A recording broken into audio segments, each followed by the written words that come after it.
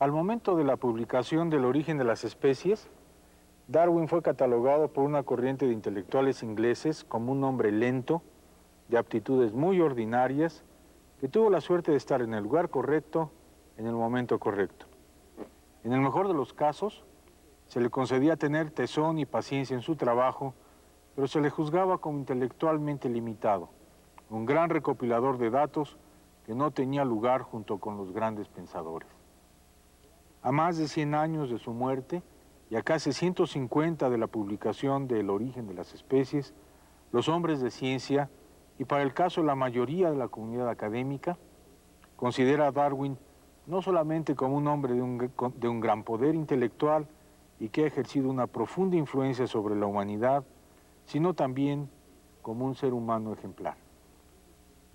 La concepción que la cultura occidental ha elaborado del mundo en el que vivimos ha cambiado muchas veces.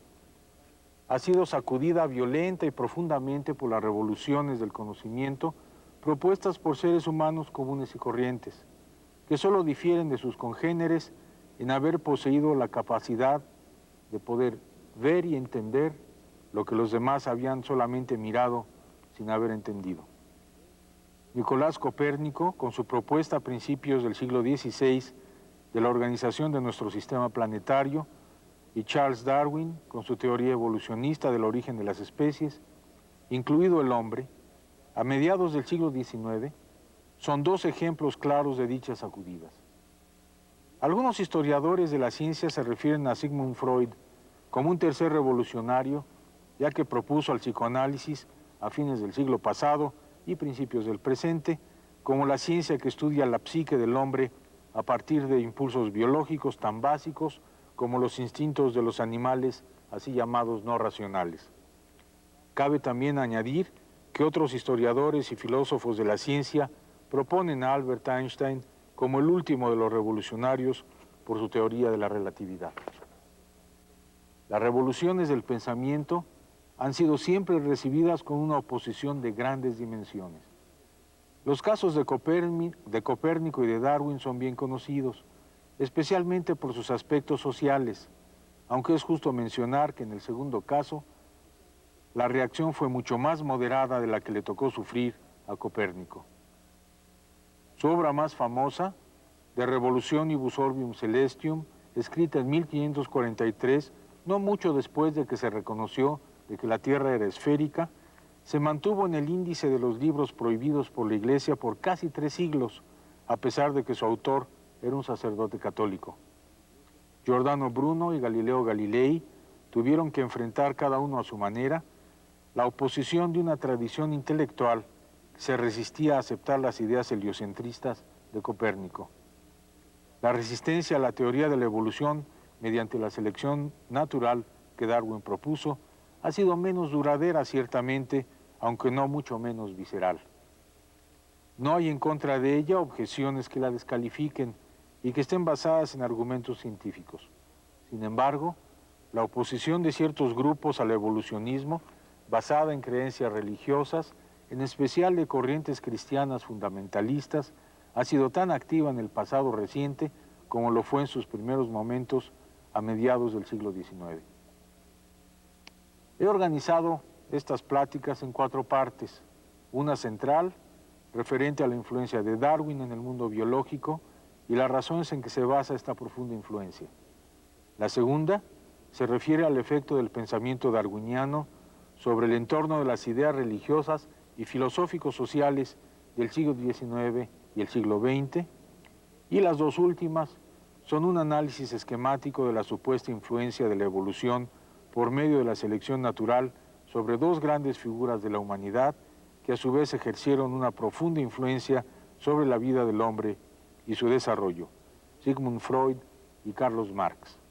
Me referiré en la primera parte a los 2 aspectos centrales de la influencia de Darwin en el mundo biológico y en las ideas religiosas y filosóficos sociales, y la otra parte quedará para un segundo programa.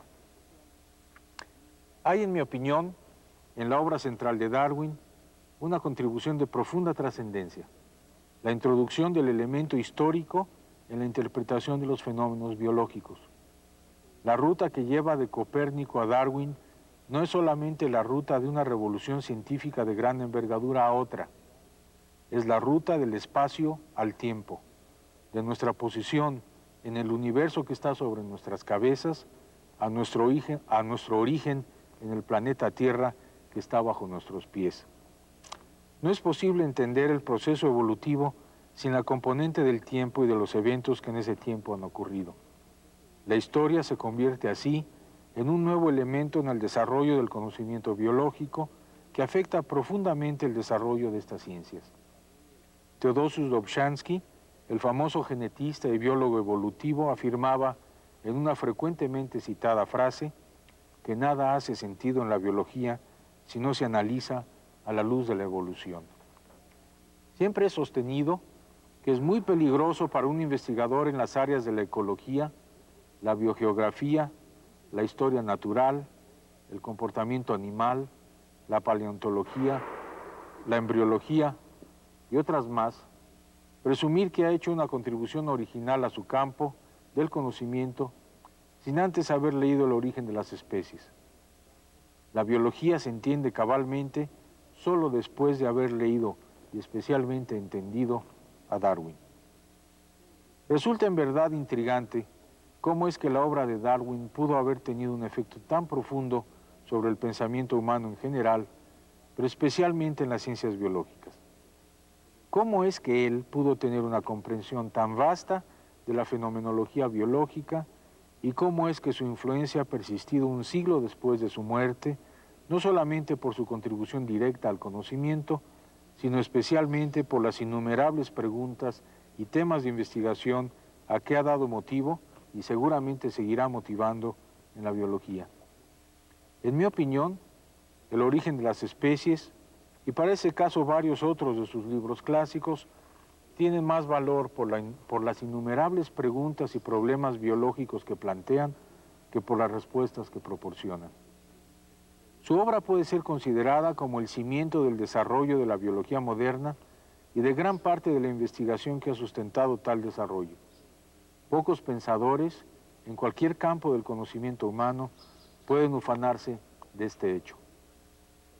Es claro que lo anterior no es el resultado simplemente de un caso de suerte o de capacidad de síntesis de ideas ya maduras, por así llamarlas. ¿Por qué él y no otro? Hemos visto ya que varios biólogos y naturalistas, tan expertos o más que Darwin, no solo fueron sus contemporáneos, sino que interactuaron intensamente con él, exponiéndose a e incluso proporcionándole buena parte de la información, los datos y los hechos que el mismo Darwin utilizaba. Pero él tenía una especial capacidad para desarrollar sus propias ideas y a partir de ellas originar otras nuevas. Darwin era al mismo tiempo un amateur y un profesional.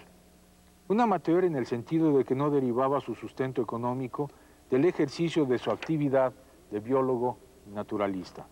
Un profesional porque se dedicaba en cuerpo y alma a lo que hacía.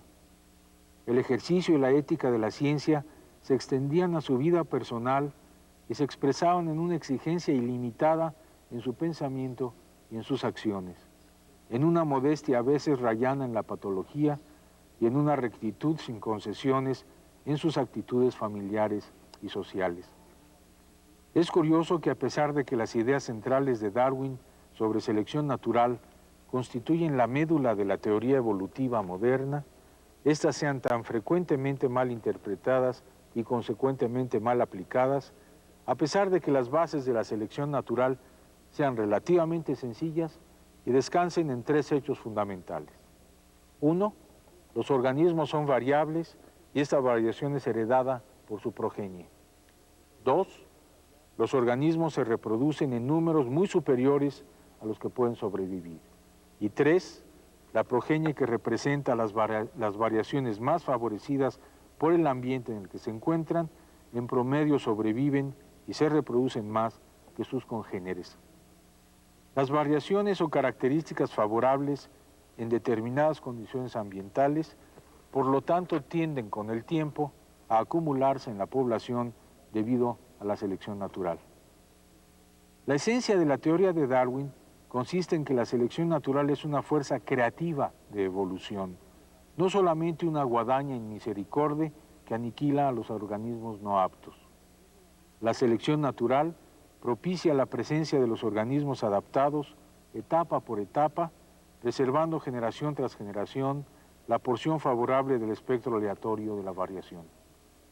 El que esta variación sea aleatoria es un elemento central, dado que sostiene el argumento de Darwin de que el proceso de selección natural no tiene ni direccionalidad ni meta predeterminada.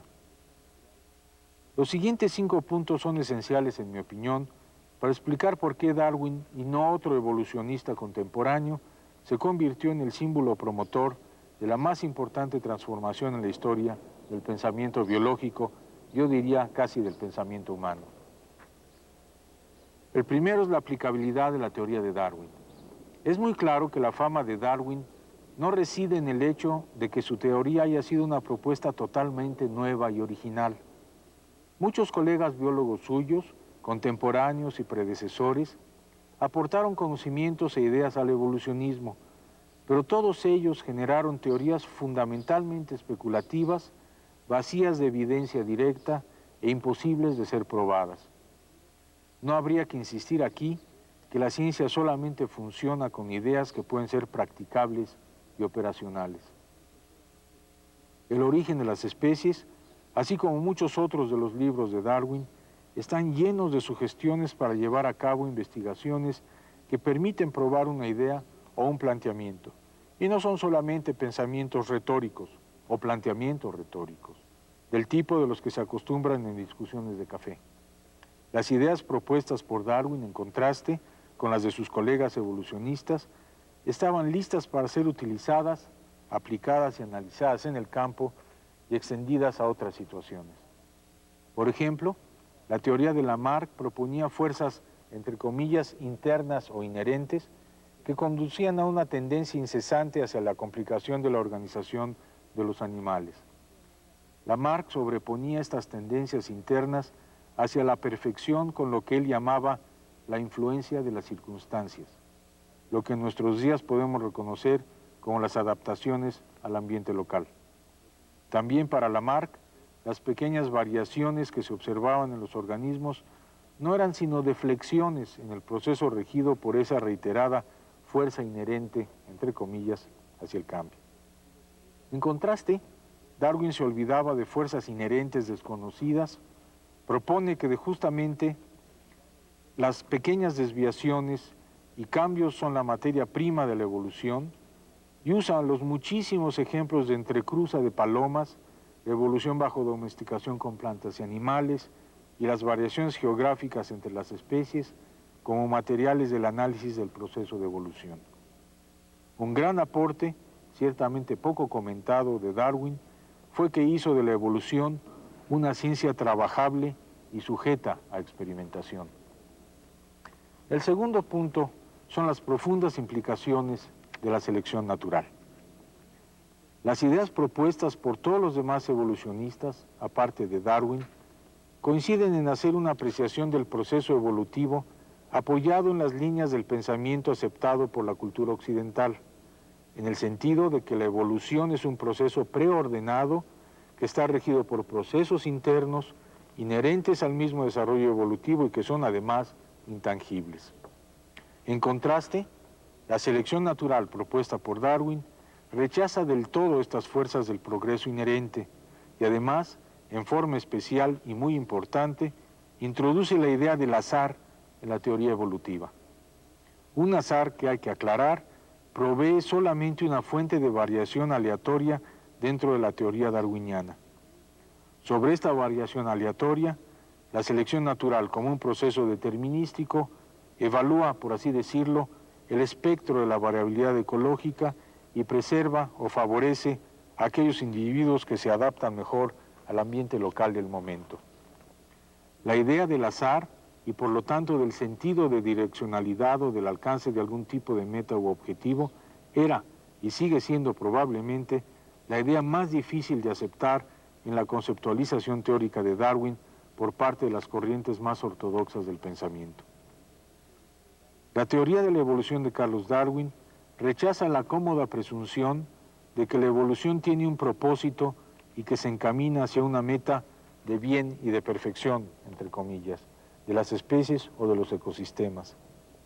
La teoría de la selección natural, probablemente en alguna analogía a las ideas económicas de Adam Smith, a quien Darwin había estudiado con detalle antes de la publicación del origen de las especies, se refiere solamente a los individuos en su lucha por lo que podemos llamar el éxito individual. Esto, a la luz de la síntesis moderna de la teoría darwinista, se refiere a la lucha de los individuos para dejar más genes en las progenies que sobrevivan. Cualquier beneficio a la especie se produce solamente como un resultado de esta lucha entre los individuos. De esta manera, ni un espíritu, ni las fuerzas vitales, ni siquiera la presencia de Dios resulta manifiesta en los resultados de la naturaleza. Y esto no tenía que ver con ninguna convicción de tipo religioso o la falta de ella. Darwin no era de manera alguna un ateo, pero desde luego había llegado, como lo mencionaré un poco más adelante, a un estado de agnosticismo profundo. La enseñanza más importante de todo esto es que nuestras vidas no están determinadas pasivamente por la acción de la naturaleza, sino que más bien nosotros debemos esforzarnos en pensar y en construir el significado de nosotros mismos. El tercer punto es el alcance universal de la visión de Darwin. La mayoría de los evolucionistas contemporáneos de Darwin, ya sea por falta de decisión o por alguna otra razón, habían elaborado complicados argumentos teóricos, conceptuales, para excluir a los seres humanos de cualquier esquema de tipo evolutivo. No había duda para ellos que la presencia del hombre en la Tierra era el resultado de un acto divino. La teoría de Carlos Darwin es una teoría general aplicable a todos los organismos que viven sobre la Tierra. Él mismo empezó a desarrollarla desde el origen de las especies y la culminó con dos obras centrales que son La descendencia del hombre y La expresión de las emociones en el hombre y en los animales.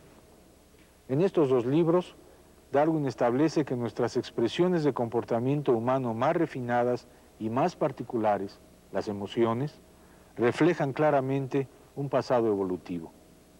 No voy a entrar en detalle aquí para referirme a los numerosos ejemplos que Darwin incluye en sus libros como descriptivos de esta herencia evolutiva de nuestros antepasados.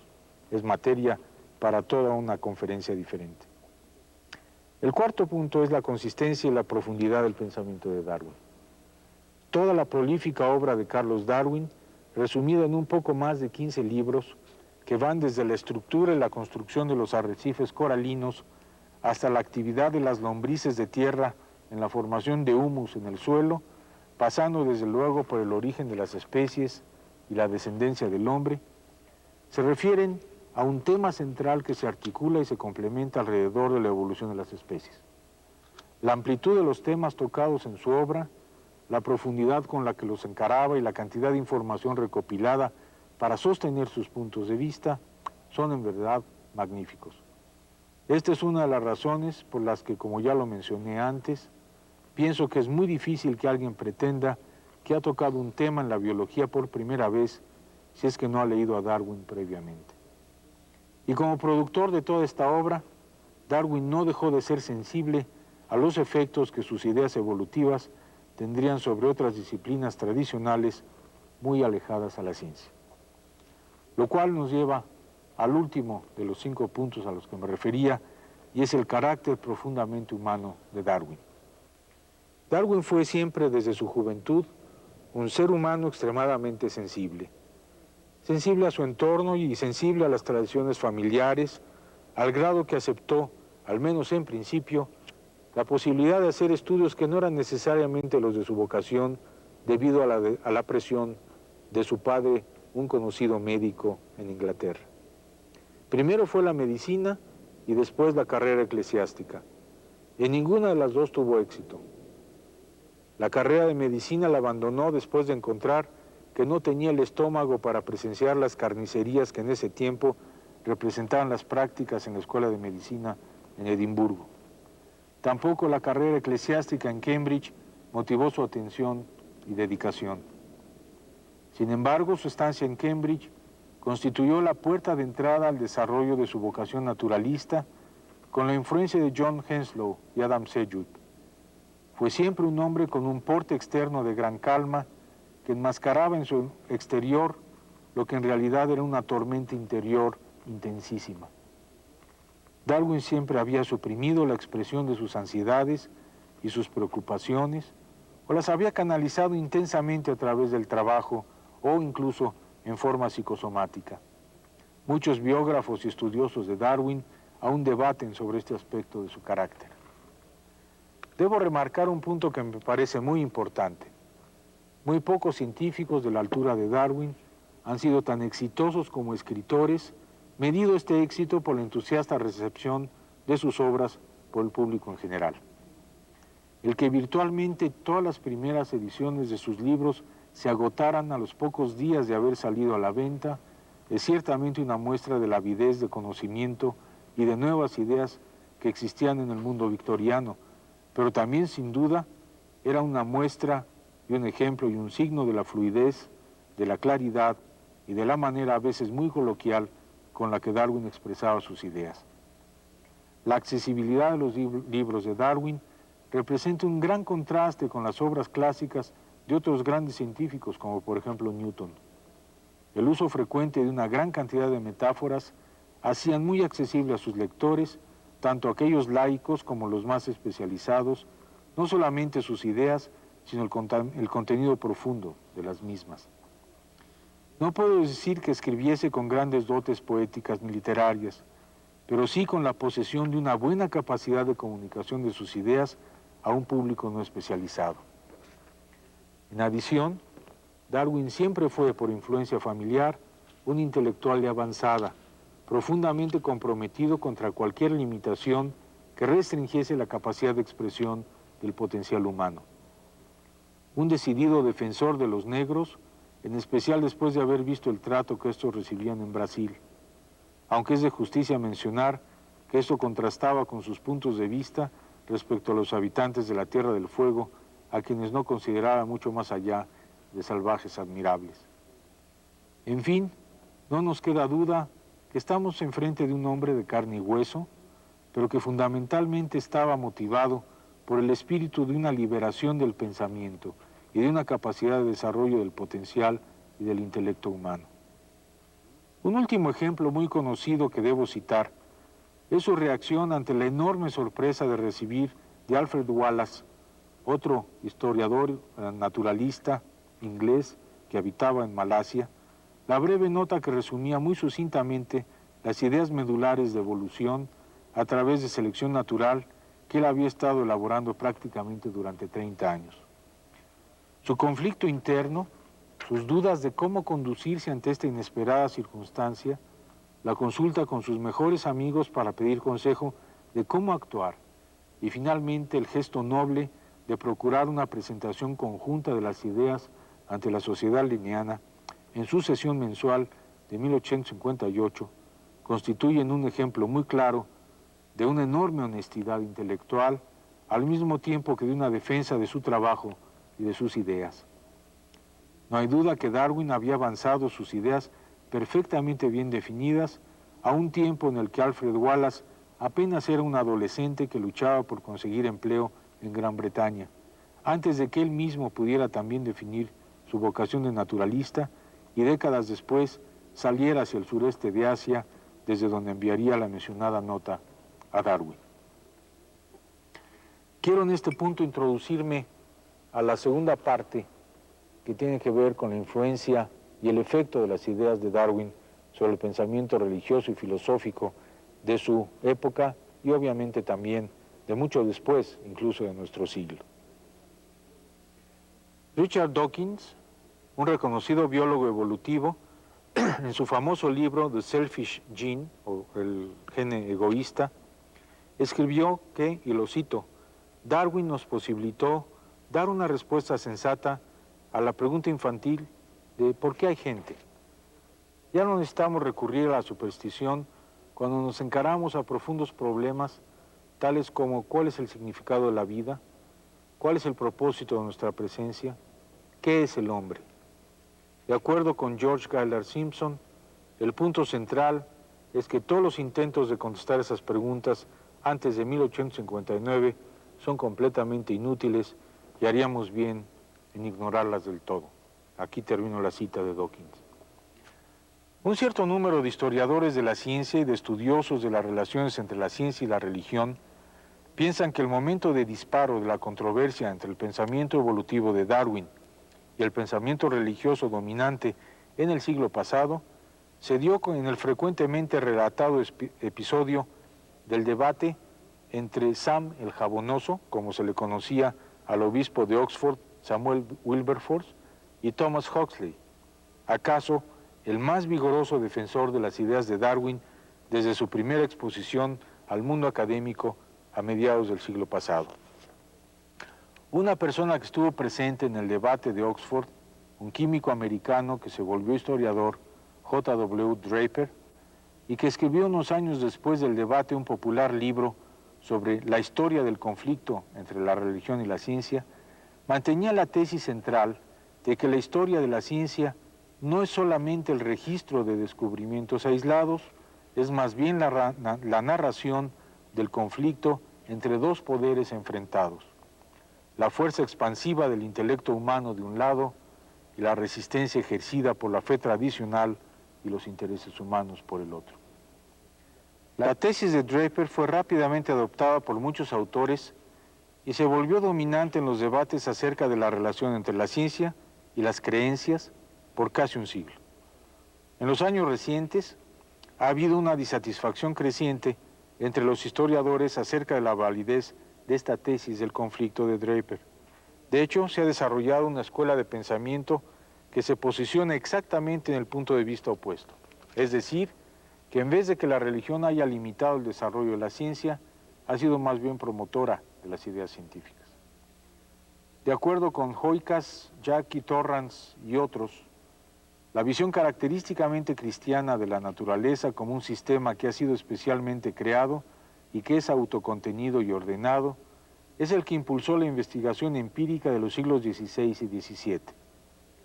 Y se sugiere que lo anterior es la razón por la cual la revolución científica ocurrió en el tiempo y en el lugar en que ocurrió, es decir, en los siglos XVII y XVIII y en Europa. En un importante libro titulado Génesis y Geología, Cecil Gillespie escribió varias décadas antes de la publicación del Origen de las Especies que la dificultad reflejada en la literatura científica parece originarse más por razones de la relación de la religión en la ciencia que por situaciones de la religión versus la ciencia. De hecho, esta aseveración resulta muy pertinente, ya que numerosos teólogos naturales del siglo XVIII y mediados del XIX, que eran clérigos anglicanos, se dedicaban también al estudio de diversas ciencias naturales. Como ejemplos de ellos, encontramos a Thomas Malthus, a William Paley y a Adam Sedgwick, profesor de Darwin. Un elemento común a las ideas desarrolladas por los teólogos naturales es que se generó una teoría que abarcaba muchas ramas científicas e intereses teológicos. Una de las principales razones para el mantenimiento de su importancia a lo largo de la primera mitad del siglo XIX fue que este elemento teórico sirvió de puente de unión a naturalistas de muy diferentes afinidades religiosas.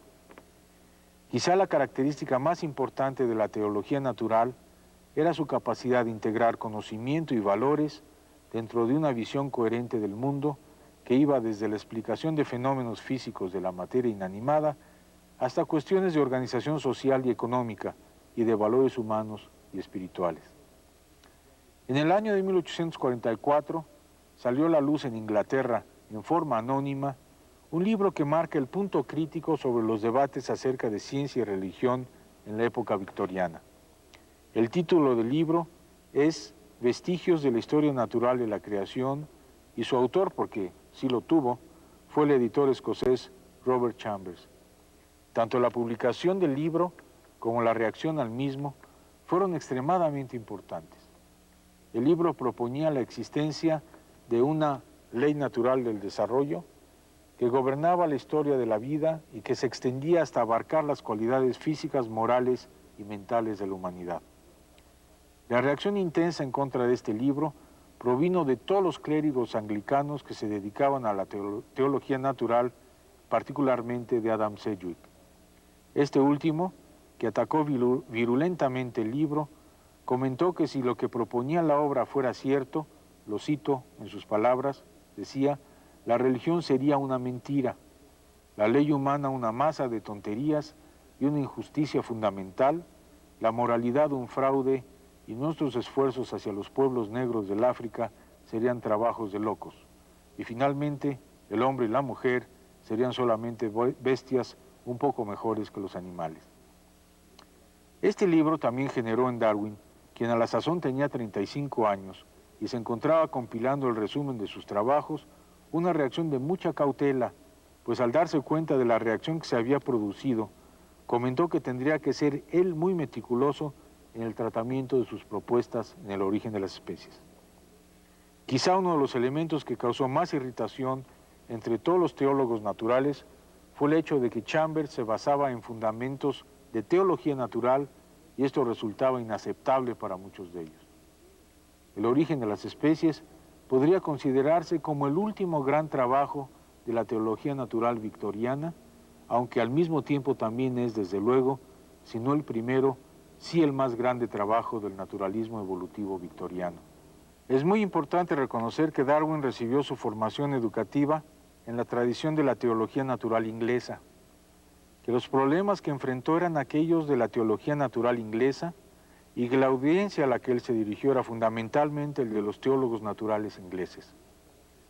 Además, habría que considerar que Darwin recibió virtualmente la totalidad de su instrucción formal en historia natural simultáneamente a su preparación para ser un ministro anglicano en el Christ's College de la Universidad de Cambridge. Su entrenamiento teórico provino de William Paley, cuyo trabajo le causó una profunda impresión, y las clases prácticas las recibió del reverendo John Henslow en botánica y de Adam Sedgwick en geología. Era obvio que la influencia de todos ellos sobre Darwin debe haber sido muy importante. Ciertamente, estas influencias se expresan en principio en la visión de Darwin de que el universo está lleno de adaptaciones y que respecto al mundo material se puede percibir que los eventos ocurren no por hechos aislados y frecuentes de poder divino para cada caso, sino por el establecimiento de leyes generales.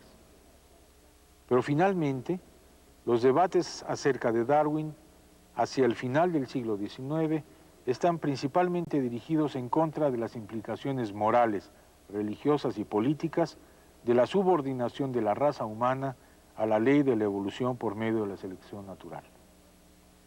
La respuesta teológica inicial al origen de las especies fue extremadamente mezclada. Algunos escritores rechazaron frontalmente los argumentos de Darwin desde el principio. Algunos otros los aceptaron con muy poca o ninguna dificultad y otros más no estuvieron seguros de qué camino tomar. Como era predecible, Adam Sedgwick, su antiguo tutor, se ubicó desde un principio en la primera de las categorías. Para él, el origen era simplemente una versión nueva del libro de los vestigios, pero sin los elementos absurdos e ignorantes que dicho libro tenía.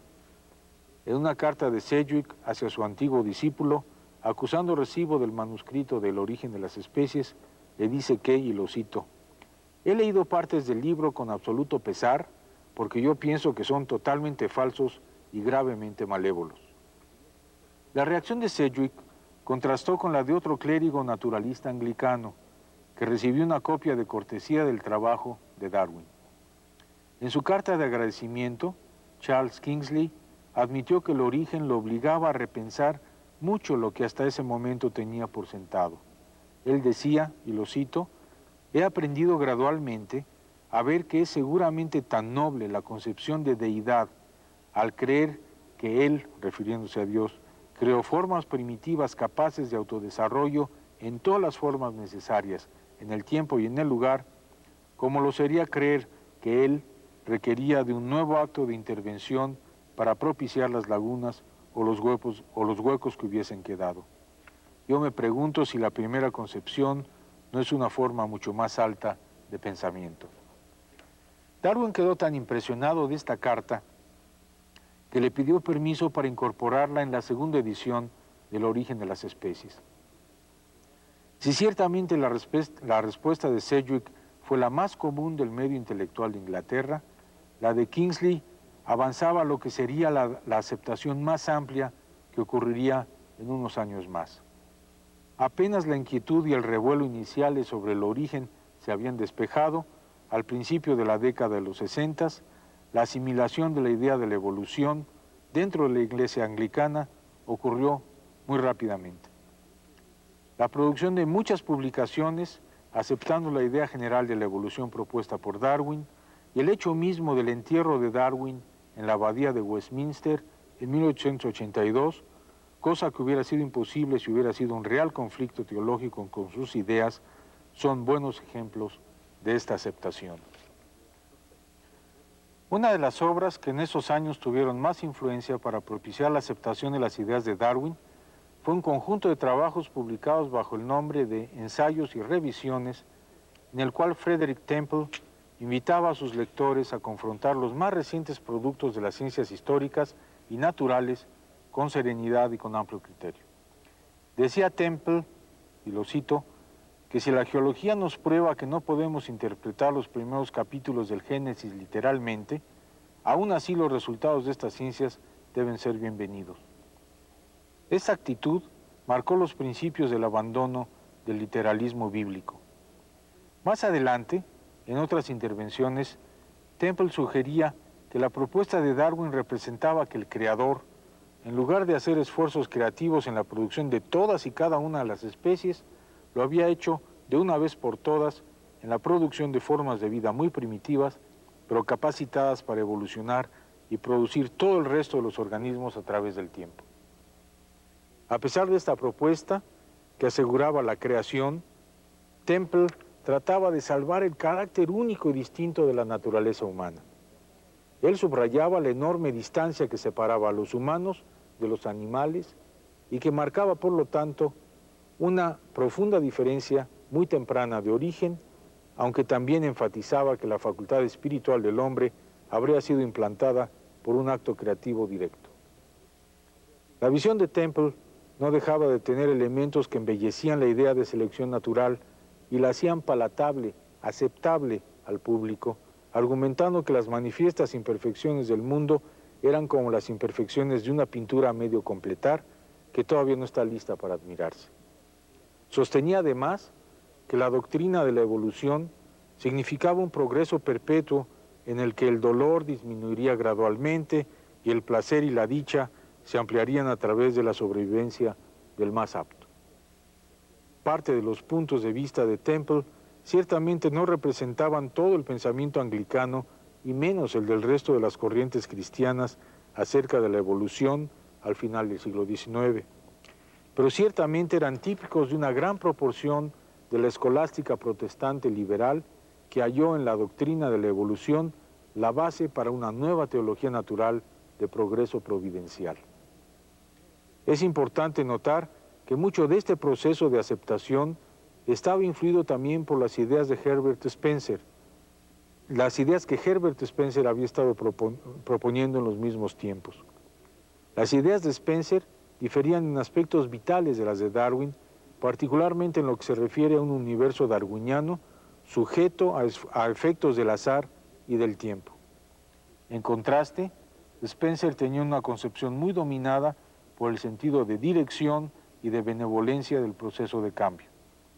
Mientras que Darwin trataba los procesos de reproducción, competencia y selección con una neutralidad moral total, Spencer identificaba en la naturaleza los fundamentos de la conducta correcta y en la evolución, para usar sus términos, la sobrevivencia del más apto y del más bueno.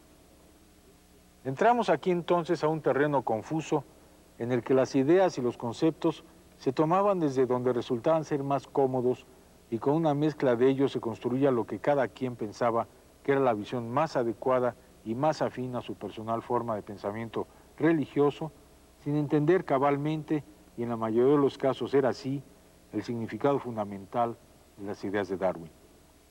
Este debate se continuó no solamente hasta el fin del siglo XIX, sino que se extendió en las primeras 2 o 3 décadas de nuestro siglo. A partir de este momento, surge otro tipo de reacción al darwinismo que ya para entonces había sido cabalmente integrado con la genética en la llamada nueva síntesis.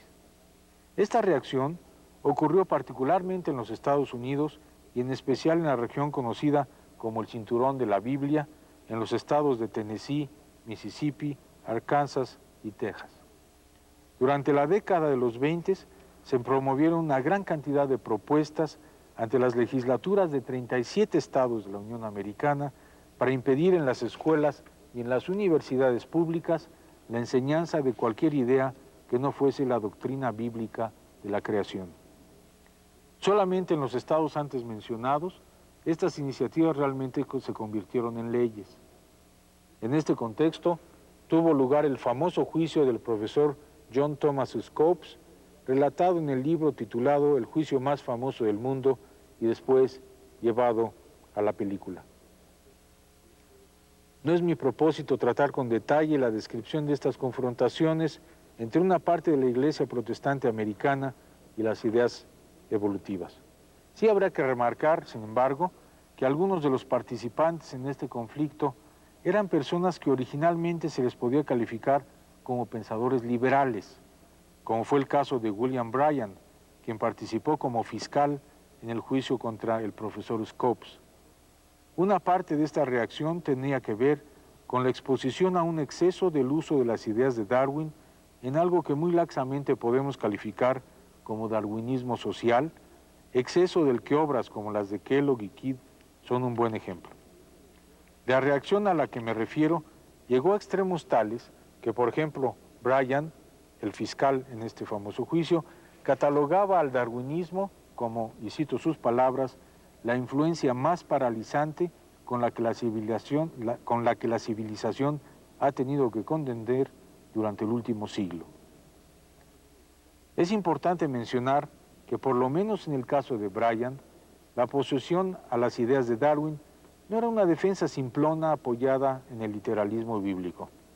Bryan mismo, durante el juicio, admitía que a él no le preocupaba particularmente qué tanto tiempo había llevado la creación descrita en el Génesis y que le daba lo mismo que hubiera tomado millones de años. Tampoco constituía un rechazo generalizado hacia la ciencia moderna.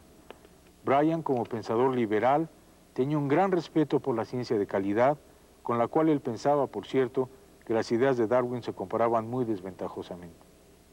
Tampoco era un rechazo, de hecho, a la idea de evolución, ya que él mismo había dejado abierta la posibilidad del origen natural de las plantas y de los animales. La causa real de la reacción virulenta de Bryan y sus seguidores estaba más bien dirigida contra la idea de la evolución humana por medio de la selección natural y porque Bryan la consideraba como profundamente subversiva a los principios de la comunidad cristiana y de la civilización norteamericana. Él consideraba, y cito sus palabras, que esta teoría produce un daño incalculable, ya que señala que el cristianismo limita íntimamente a las razas. Esta es la primera conclusión a la cual yo me opongo. Si el odio es la ley del desarrollo del hombre, esto es, si el hombre ha alcanzado su presente estado de perfección por la cruel ley bajo la cual el fuerte mata al débil, entonces si hay alguna lógica en todo este proceso, tendríamos que atacar a los menos preparados si nos atrevemos a sustituir la ley del amor por la ley del odio. Obviamente, Bryan no entendía qué era lo que Darwin estaba proponiendo en sus ideas de selección natural y evolución. Es así como se puede explicar la manera en que Bryan encabezó el movimiento fundamentalista de los años 20. El fundamentalismo de esos años era un tipo especial de protestantismo evangelizante antimodernista que se inspiraba en una serie de obras publicadas entre 1910 y 1915 bajo el título general de Los Fundamentos. Dicha obra era un credo populista que conjuntaba el conservadurismo religioso con el político y que hacía emerger al fundamentalismo como una fuerza muy poderosa. Los inicios de la crisis cultural de la posguerra llevó a muchos norteamericanos a ver siniestras relaciones entre las amenazas externas y el militarismo alemán y el bolchevismo ruso. y estaba alimentada por el crecimiento de un liberalismo político-religioso dentro del país. En este contexto, el darwinismo se volvía como la más identificable de las influencias corruptoras sobre la sociedad norteamericana. Varios prominentes predicadores fundamentalistas relacionaban el nombre de Darwin con todo un catálogo de males sociales, desde el conflicto internacional hasta el colapso de la vida familiar. Uno de esos predicadores pregonaba, y lo cito, «No está lejos el día cuando usted esté en las garras del terror rojo y sus hijos sean adoctrinados bajo las ideas de amor libre por la condenable teoría de la evolución». Desde luego no tardó mucho en que diversas organizaciones e intelectuales se uniesen para contrarrestar este embate de las fuerzas fundamentalistas conservadoras en los Estados Unidos. Diversos personajes, algunos de ellos rectores de reconocidas universidades norteamericanas o presidentes de asociaciones científicas, alzaron la voz para contrarrestar ese embate fundamentalista que en gran medida también resultaba como una reacción al desarrollo de un darwinismo social rampante. Un ejemplo de tales expresiones fue la de W. E. Ritter, presidente del Servicio Científico de Washington, quien afirmaba que a la luz de la evolución, y cito sus palabras, el destino del hombre está en sus propias manos, en un sentido que nunca habíamos sospechado antes. Él mismo concluía con un llamado al establecimiento de una nueva religión secular basada sobre los descubrimientos de la biología. Ciertamente, el fundamentalismo no representaba ni cercanamente a todas las respuestas de la religión cristiana al darwinismo en el siglo XX. Tampoco el cristianismo representaba la respuesta de todas las demás religiones del mundo, cosa que me excuso de no tocar en esta ocasión, no solamente por falta de tiempo, sino por mi limitación en explorar un tema de esta envergadura. Una de las características más notables de la teología reconciliadora y liberal conformada en el siglo XX ha sido su constante convergencia con un humanismo religioso evolutivo, de carácter no cristiano o incluso anticristiano. Esta convergencia es muy aparente en la recepción que ha recibido el trabajo de Pierre Teilhard de Chardin. Los trabajos de Teilhard, que por cierto fueron proscritos por la Iglesia Católica durante su vida, aunque publicados póstumamente, crearon un considerable interés tanto entre teólogos como entre científicos. Lo que Teilhard intentaba lograr era una total reestructuración de la teología cristiana en términos evolutivos.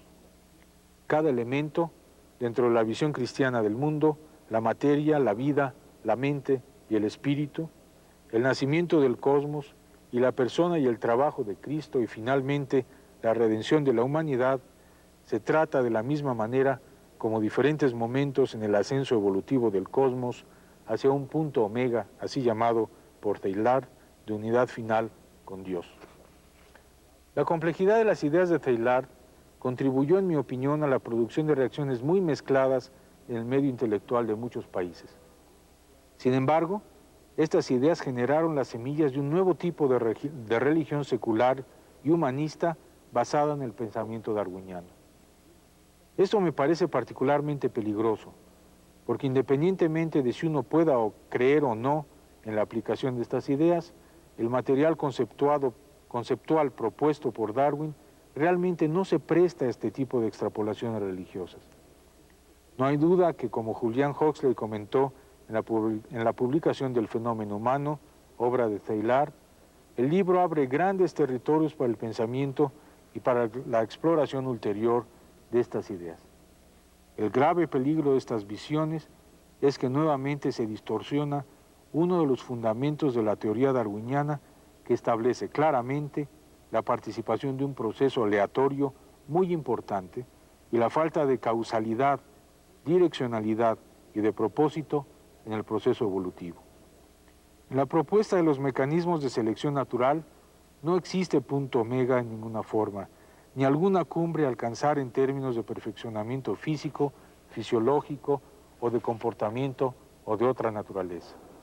Podría haberlo, sí, en un proceso totalmente distinto de cambio, resultado del contexto cultural del hombre que definiese por medio de alguna religión o un conjunto de normas valores y comportamientos, un ideal a alcanzar en el desarrollo social y cultural de la humanidad, pero nunca, nunca como resultado de la evolución por medio de la selección natural.